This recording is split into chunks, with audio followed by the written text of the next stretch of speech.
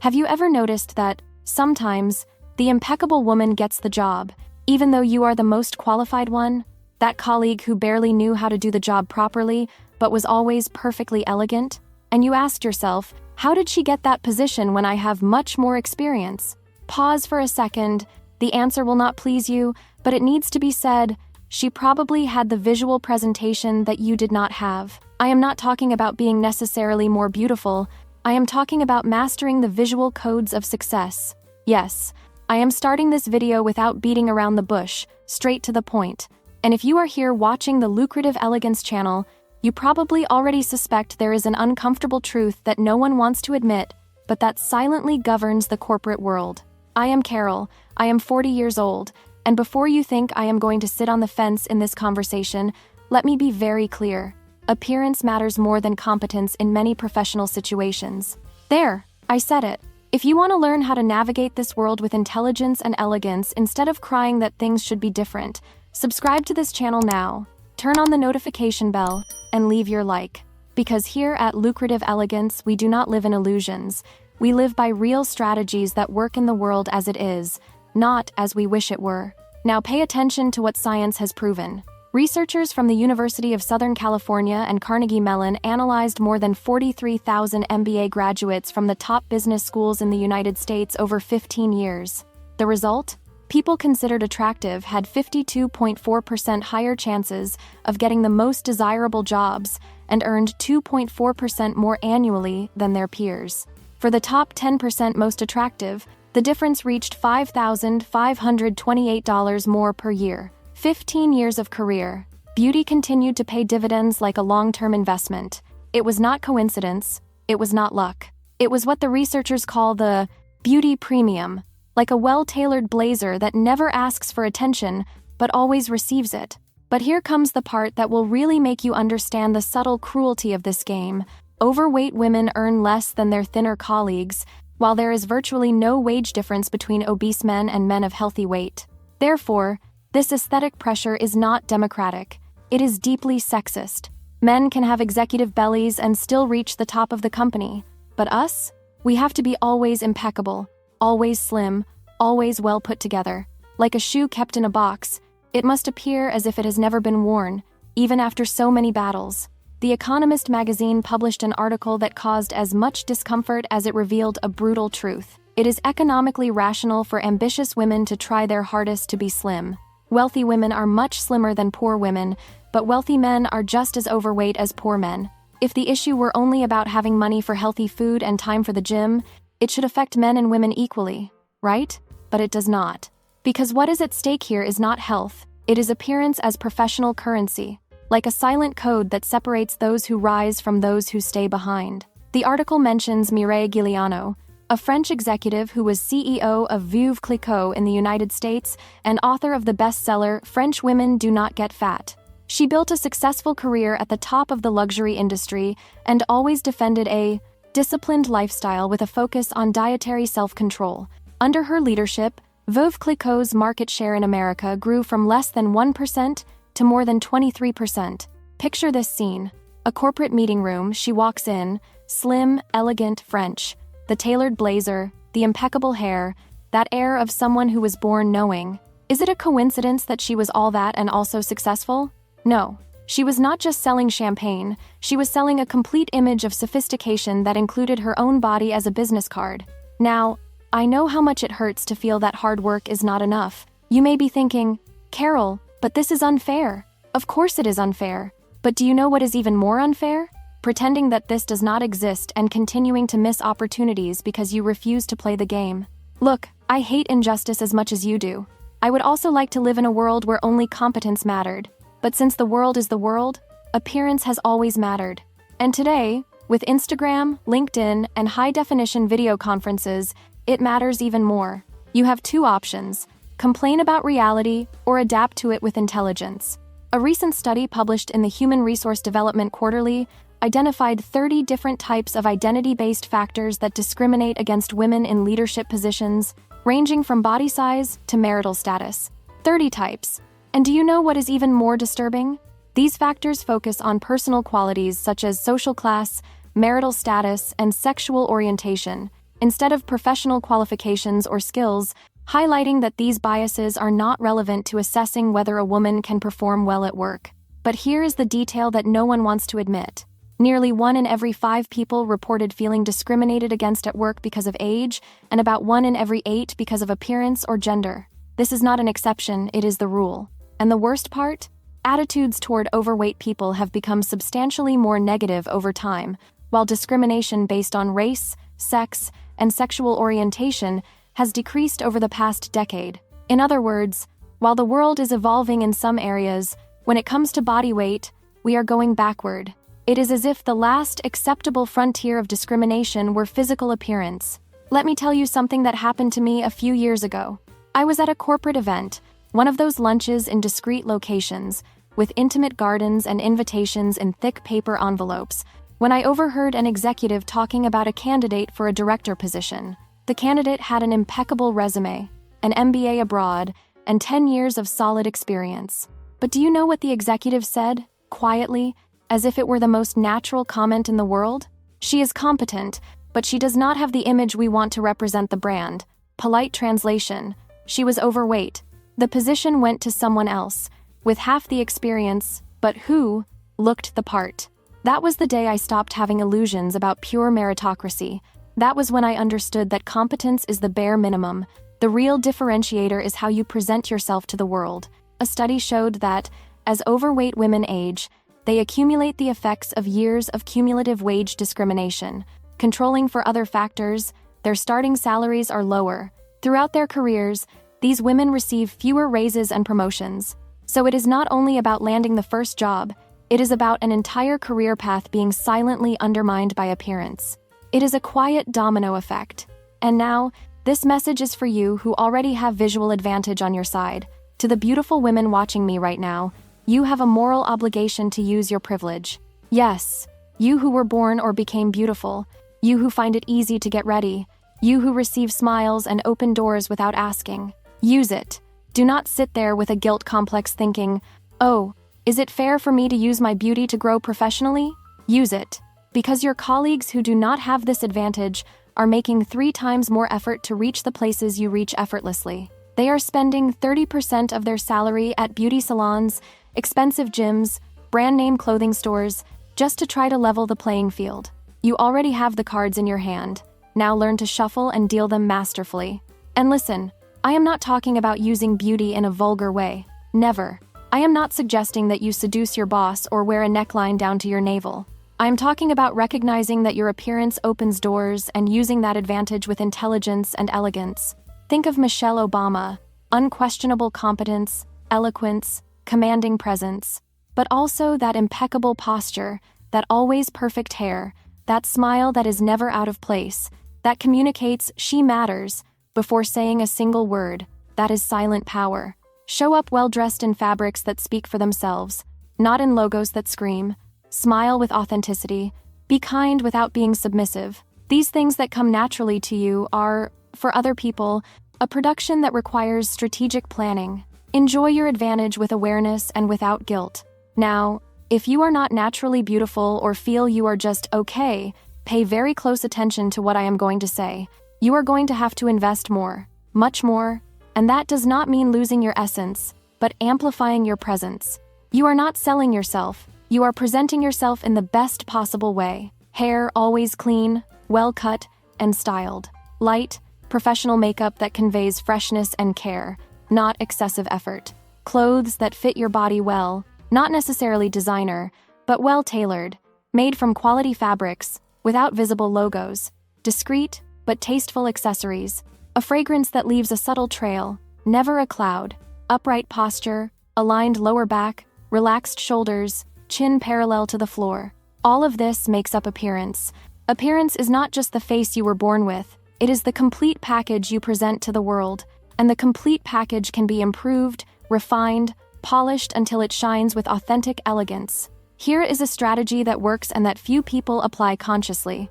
Observe your workplace with the eyes of a researcher. Who are the most successful and valued people in your company? How do they dress? Where do they eat? What places do they frequent? What do they look like?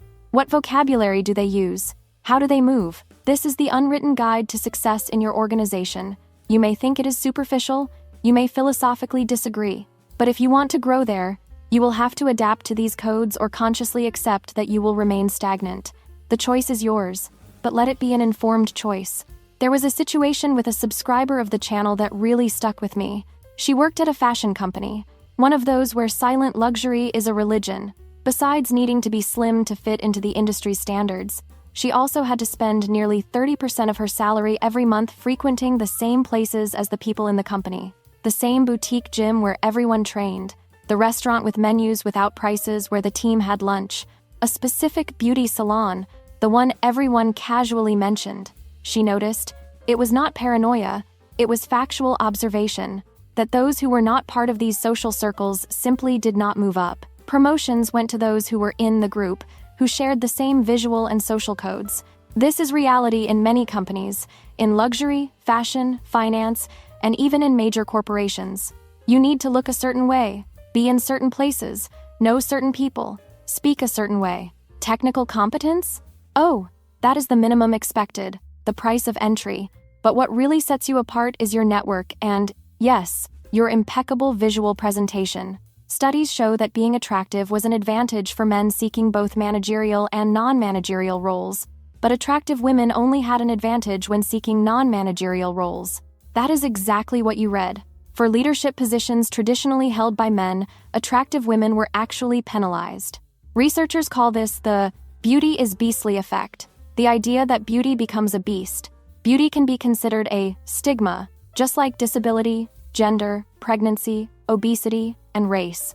It is the cruel paradox. You need to be attractive enough to be taken seriously, but not so attractive that people assume you are all looks and no substance. So, being beautiful is not always an automatic advantage. Sometimes, you are too beautiful, and people assume that you are shallow, or that you got the job for the wrong reasons, or that you will not take your career seriously because you will marry a rich husband and leave. It is a delicate balance of calibration. You need to be attractive enough to be noticed and respected, but not so striking that you become an object or a threat. Elegance is exactly about finding that perfect balance. Visible but not loud, remarkable but not threatening. People generally tend to associate attractiveness with positivity, and this bias influences hiring decisions, as well as growth or promotion opportunities within an organization. Attractive people are automatically seen as more intelligent, more trustworthy, more competent. This is a cognitive bias called the halo effect. One positive trait, like beauty, contaminates the perception of all other traits. But here is the perverse side of that same phenomenon. A study by the American Psychological Association showed that hiring managers hesitate to consider conventionally attractive people for less desirable positions, such as janitorial or warehouse work. In this scenario, the bias appears because managers assume very attractive people will feel dissatisfied with low-paying, unglamorous jobs. In other words, depending on the position, being too attractive can also disqualify you. The world is truly a walking contradiction. The core issue is that we live in a profoundly visual society. First impressions happen in fractions of a second. Studies show it takes only 7 seconds. And we human beings are evolutionarily programmed to make quick judgments based on appearance. This comes from our ancestors, who had to decide quickly whether someone was a friend or foe, healthy or sick, strong or weak. Those primitive instincts still govern our brains today, even in a climate-controlled corporate environment in the year 2025 with espresso machines and meditation rooms. Volunteers showed a positive bias toward attractive people and accurately evaluated the personality traits of attractive participants. Beautiful individuals are also assigned positive traits, including good health, good genes, intelligence, and success. Catherine Welds, PhD, it is automatic, it is unconscious, and it powerfully influences our daily decisions. Now, speaking of visual codes of sophistication, let me introduce you to something that will completely change the way you are perceived in the world. My course, Look Rich Without Spending Much. You know that woman who walks into the room and everyone automatically thinks, she has money, she is important, she is someone. That is not magic or genetic luck. These are specific visual, behavioral, and social codes that elite women have always mastered, usually learned from their mothers, who learned from their grandmothers. Traditional elite women do not flaunt loud brand logos. They wear tailored pieces, in fabrics that speak for themselves, jewelry that never needs a caption. They go to cafes with intimate gardens, receive invitations delivered in simple envelopes made of thick paper. They know that true luxury is silent, discreet, recognized only by those who understand. And in my course, I teach you exactly those codes. It does not matter if you do not have an unlimited budget. In fact, most of us do not. What matters is knowing how to choose the right pieces, combine them correctly, carry yourself with natural elegance, speak with authentic sophistication. It is about understanding that the blazer that says, "My wardrobe has a strategic mindset," is worth more than 5 random blouses. It is about perceived quality, not accumulated quantity. And when you master those codes, doors open, people treat you differently, they respect you more, they take you seriously. They include you in conversations you never even knew existed. In the course, I show you how to build a sophisticated capsule wardrobe without spending a fortune, how to choose accessories that elevate any look from basic to elegant, how to behave in elite corporate and social environments, how to speak and communicate with refinement that impresses. It is years of observation, study, and real-life experience condensed for you to apply immediately in your life. And look, we are currently offering a promotional price. This is your chance to embrace elegance with strategy. It will not last long. This is your opportunity to invest in yourself and finally understand how the game is played behind the scenes. The link is in the description of the video. Secure your spot before the price increases. Returning to our topic, the truth is that we ourselves create and perpetuate these standards. We are the ones who follow influencers with 24-inch waists on Instagram. We are the ones who buy magazines with unrealistic models on the cover. We are the ones who, at times, judge the colleague who gained weight or who does not dress as we expect. And then we complain that the system is unfair. Well, the system is us. We are part of the problem, and we can also be part of the solution. Researchers have observed that it is difficult for women to fight against such biases, given that others may judge women negatively regardless of their situation, such as being married or single, both of which can trigger prejudice. CBS News. If you are single, is there something wrong with her? If you are married, is she going to get pregnant and go on leave? If you have children, she will not have full-time availability for work. If you do not have children, she is not maternal, she must be cold and calculating. There is always a ready excuse to disqualify you. It is exhausting, I know. And do you know what is even sadder and needs to be said? Women can internalize bias and express it against other women in the workplace, while some may believe that there is not enough space at the top for more than a few women. This can lead to the belief that the only way to rise into leadership positions is if another woman loses her spot. We ourselves sometimes sabotage each other. Competition among women exists and is often more cruel and subtle than the discrimination that comes from men. It is the up and down glance in the elevator. It is the seemingly innocent comment about someone's dress. It is the exclusion from certain lunches. We need to be aware of this so we do not perpetuate the cycle. But going back to the core issue of appearance, did you know that if a company has 2 candidates equally qualified in terms of education, credentials, experience, and skills, and one of those candidates is overweight and the other is thin, the thinner candidate is often hired? According to a LinkedIn study from 2018 with 4,000 adults in the United Kingdom, 25% of overweight people felt overlooked in promotions or job opportunities. 25%, 1 in 4 overweight people actively feeling that their career is being harmed by their weight. And before anyone tries to argue, but it is a health issue. No, it is not just that. Because if it were purely about health, overweight men would be equally penalized. But they are not, as we have already seen. Another appearance-related bias is height bias, which occurs when an individual is judged for being significantly taller or shorter than the socially accepted norm. Men are disproportionately more affected by height bias than women.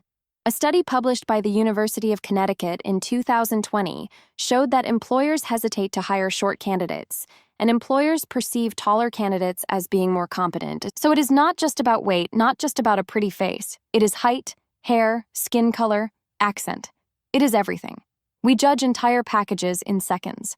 Here is another curious fact that science has revealed.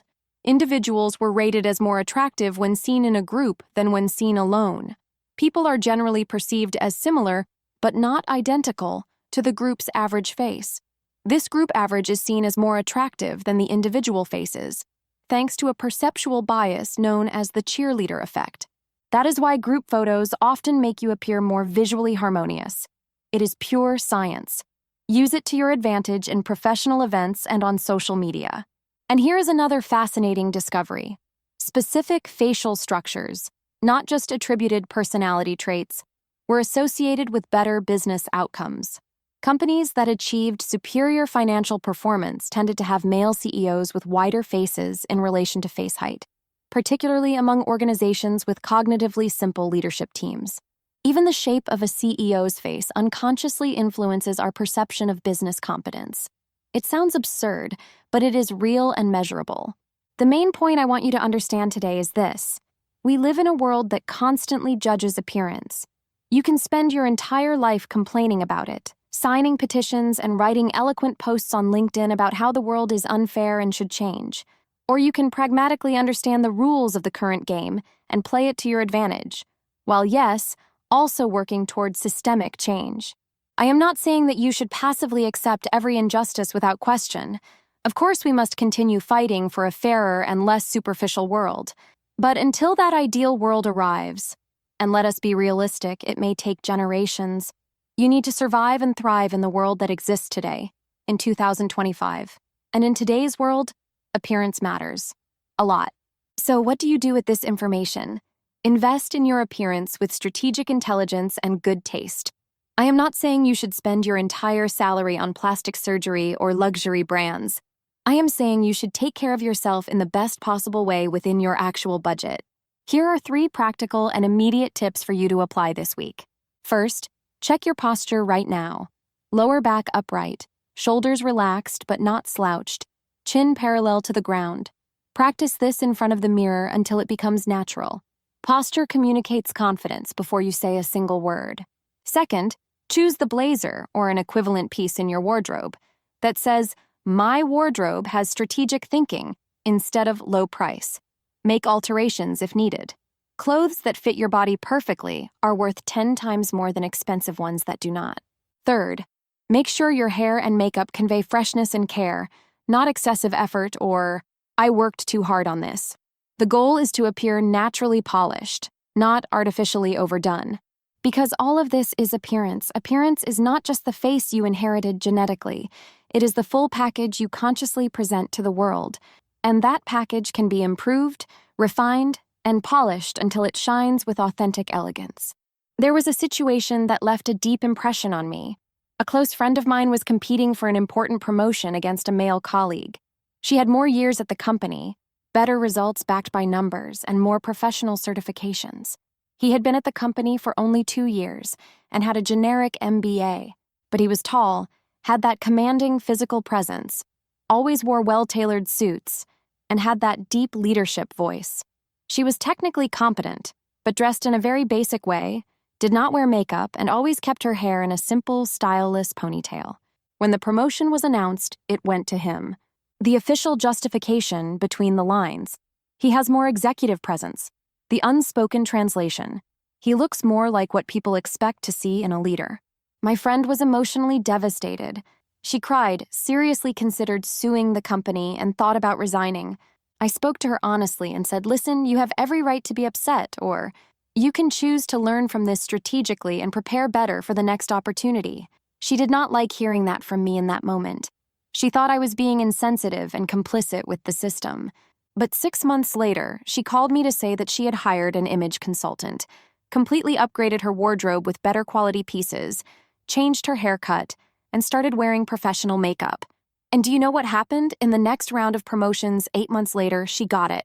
The director himself casually commented that she was now presenting herself in a more strategic and executive way.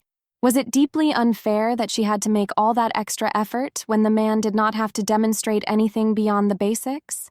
Absolutely unfair. But did it work pragmatically? Yes. And at the end of the day, she consciously preferred to get the promotion with the extra effort rather than remain forever without it while holding all the moral high ground in the world. And I understand that effort, because I made mine too. I fought against my slow metabolism, against my aversion to exercise, against my own inner saboteur, and I won. Losing 27 pounds with medical discipline was one of the hardest things I have ever done, but also one of the most transformative. Studies on hiring bias show that although there has been progress in reducing discrimination based on race and gender, biases still exist and manifest in different ways at different stages of the hiring process. Discrimination did not magically disappear just because we now have corporate diversity and inclusion policies. It just became more subtle, more sophisticated, and harder to prove. And here is something few people openly talk about. Studies indicate that gender discrimination often starts during the interview phase and only gets worse from there. According to a study by the Muse, 42% of women said they encountered biased or inappropriate gender-related questions during a job interview, and 41% said they felt discriminated against during the interview itself. So, passing the initial resume screening is just the beginning of the challenge. The in-person or video interview is where appearance really tips the scale. It is where they see you fully, judge you instantly, and visually compare you to other candidates. And it is where you must be absolutely at your visual and behavioral best. Still think I am being overly dramatic? The 15-year study on MBA graduates revealed that in fields heavily reliant on social interaction, such as management and consulting, the beauty premium was more pronounced. Attractiveness was perceived as a valuable asset, helping individuals climb the corporate ladder and secure significantly higher-paying positions. In interesting contrast, technical fields like IT and engineering showed significantly lower rewards for attractiveness. In those areas, technical skill and expertise seemed to partially outweigh the influence of appearance. So if you work in technology, programming, engineering, or data science, your appearance matters proportionally less. It still matters, but less. But if you work directly with people, sales, marketing, human resources, public relations, customer service, team management, your appearance is an absolutely essential part of your job. You are not just selling a product or a service, you are part of the product. You must be presentable, visually trustworthy, pleasant to interact with. And listen, I deeply understand how emotionally exhausting this all is. I get tired too. Tired of the constant pressure to always look put together, always be well presented, always maintain the correct weight. I have dealt with yo-yo weight since childhood, cycling between control and relaxation phases. I have a personal trainer, but I honestly hate exercising. I only do it because I do not want to deal with the social and professional consequences of being overweight. It is a daily discipline that requires conscious effort. In recent months, I entered a serious process with medical supervision and returned to my diet with full discipline. I was at 161 pounds. I am 5 feet 3 inches tall. And today, I am at 134 pounds. I lost 27 pounds. It was extremely difficult because my body has a strong tendency to gain weight. But the difference I feel today, in my energy, in the way clothes fit, and most importantly, in how I am perceived, is enormous. But I have come to understand pragmatically over the years that if I want to succeed in the world as it actually exists, not in the idealized world I wish existed, I must play strategically by the established rules. And the unwritten but universally applied rule is this: appearance matters significantly, much more than we would like to admit in polite conversation. So I make my choices consciously and strategically. I invest proportionally in quality clothing that lasts for years. I keep my hair professionally maintained. I apply appropriate makeup before recording videos and attending events. I constantly care for my visual presentation because I know, rationally, that it directly affects how people perceive me, and consequently how they respond to my work and to my ideas. And do you want an honest truth? Since I started paying strategic attention to this, my career has literally taken off. People take me more seriously, automatically. I receive more interesting opportunities. I get invited to higher-level events. I now have natural access to professional circles that were once completely invisible to me. Does this make me morally comfortable? No, not completely. I still wish the world were different. But does it make me financially comfortable and professionally fulfilled? Absolutely. Yes. And at the end of the day, I would personally rather be financially comfortable while questioning the system than financially broke but morally pure and professionally irrelevant, because moral integrity alone does not pay my monthly bills. It does not pay for my nice apartment. It does not pay for my trips. It does not pay for anything tangible. Does that sound excessively cynical to you? Maybe. But it is profoundly realistic. And here on the Lucrative Elegance channel, above all, we are realistic and practical. We speak the uncomfortable truths that no one wants to voice in politically correct settings. We teach strategies that work objectively in reality, not the ones that should work in a perfect world that does not exist. So, let us recap everything we have discussed today. Yes, appearance objectively matters more than pure competence in many, not all, but many, real professional situations. Is that systemically unfair? Yes, deeply so. Will that radically change anytime soon? Probably not within the next few decades. What can you do about it pragmatically today? Invest strategically in your appearance, intelligently, elegantly, and within your real financial capacity. If you are naturally beautiful, use that to your advantage consciously and without guilt. If you are not conventionally beautiful, work consistently to become impeccably polished, genuinely elegant, and visibly presentable. Observe your specific professional environment carefully and adapt yourself intelligently to what is actually valued and rewarded there. Understand clearly that you are competing not only with your technical skills, but with your entire presence, your professional image, your full visual and behavioral package. And remember what I said at the beginning of this video. You are not just competing internally to perform well by your own standard. You are externally competing to stand out visibly from the people around you. And if you consciously master the visual sophistication codes of elegance and elite behavior that I teach in detail in my course, Look Rich Without Spending Much, you are automatically 2 or 3 strategic steps ahead of the overwhelming majority of your professional competitors. Do not let the imaginary revolution leave you stalled behind. Do not be that idealist who waits eternally for the world to change drastically while all the pragmatic ones actively enjoy the real opportunities that exist now, today. Be strategic with purpose, be intelligent with awareness, be elegant with authenticity. And before I close, let me extend a personal invitation to you. If you genuinely love the honest, unfiltered content of this channel and want to support our work more closely and exclusively, consider becoming a member of our club, with accessible tiers starting from just $4.99 per month. Click the join button right below this video. With your direct contribution, I can continue to produce honest, well-researched, and truly unfiltered content like this. Content that makes a tangible difference in your real life. You will also gain access to exclusive content, behind-the-scenes material, deeper discussions, and a community of women who think strategically like us. Now tell me in the comments, with full honesty, have you clearly noticed that better-looking or better-presented people have visible advantages in your workplace? Have you ever felt overlooked or invisible because of your appearance? And to the beautiful women watching, do you consciously use that natural advantage, or do you pretend it does not exist? I want to hear your real and honest experiences. No social hypocrisy. And what is your best practical advice for women who genuinely want to improve their professional image? Let us support each other with practical and actionable tips, because at the end of the day, we women need to support one another strategically in this world that is already cruel by nature. If you liked this video and agree that we need to talk about these uncomfortable truths, comment below with the phrase that impacted you the most. It could be, appearance is currency, or competence is the minimum, or any other that resonated with you.